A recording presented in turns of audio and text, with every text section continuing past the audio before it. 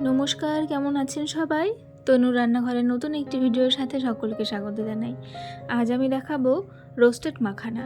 তো মাখানার যেহেতু নিজস্ব কোনো স্বাদ নেই, সেই জন্য অনেকেই খেতে চায় না বা এটা খেতে ভালো লাগে না। তো সেই জন্য স্বাদটাকে একটু বাড়ানোর জন্য আর একটু এটাকে ফ্লেভারফুল করার জন্য আমি এখানে কিন্তু রোস্টেড মাখানার জন্য কিছু মশলা নিয়ে নিয়েছি। আমি এখানে 200 গ্রাম মতন মাখানা নিয়ে নিয়েছি। আর মশলার মধ্যে এখানে নিয়ে নিয়েছি আমি সামান্য কিছু মশলা, যেটা কিন্তু মাখানার স্বাদটাকে বাড়িয়ে দেবে। মাখানা যেহেতু নিজস্ব কোনো স্বাদ থাকে না। তো প্রথমে আমি নিয়ে নিয়েছি 1 চামচ চিলি ফ্লেক্স। তারপরে আমি নিয়ে নিয়েছি এখানে গ্রেট করা রসুন।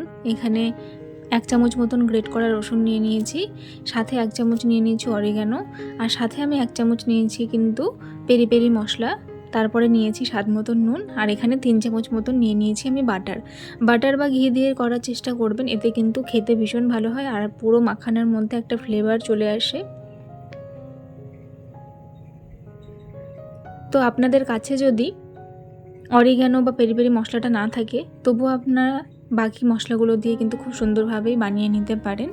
তো প্রথমে কড়াইয়ের মধ্যে আমি 2 চামচ মতন এখানে দিয়ে দিলাম বাটারটা আমি পুরোটা একবারে ইউজ করছি না, আপনারা দেখুন, আশা করি ভালো লাগবে। আর ভীষণই সহজ। এইভাবে করলে কিন্তু মাখানাটা অনেকেই খেতে চান না, কিন্তু এইভাবে করলে কিন্তু সবাই খেয়ে নেবে। আর মাখানার কিন্তু অনেক গুণাগুণ আছে, আমরা কম বেশি সবাই জানি। তো তারপরে আমি বাটারের মধ্যে দিয়ে দিলাম মাখানাটা।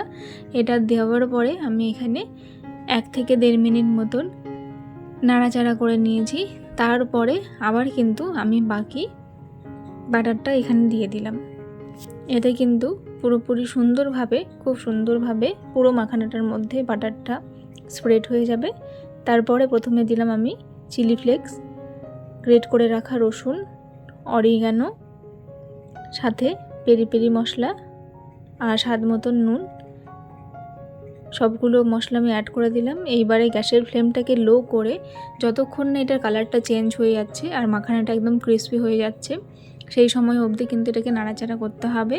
আর এই মশলাগুলো যেহেতু দেওয়া আছে, সেই মশলাগুলো যাতে না পুড়ে যায়, সেই জন্য ভীষণ কিন্তু সাবধানে করতে হবে।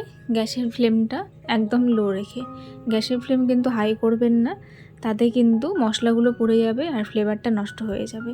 তো কে কোথা থেকে ভিডিওগুলো দেখছেন অবশ্যই জানাতে ভুলবেন না। যদি আমার ভিডিওগুলোকে ভালো লেগে থাকে তাহলে প্লিজ চ্যানেলটিকে লাইক, শেয়ার, সাবস্ক্রাইব করে বেল নোটিফিকেশানটি অন করে রাখবেন।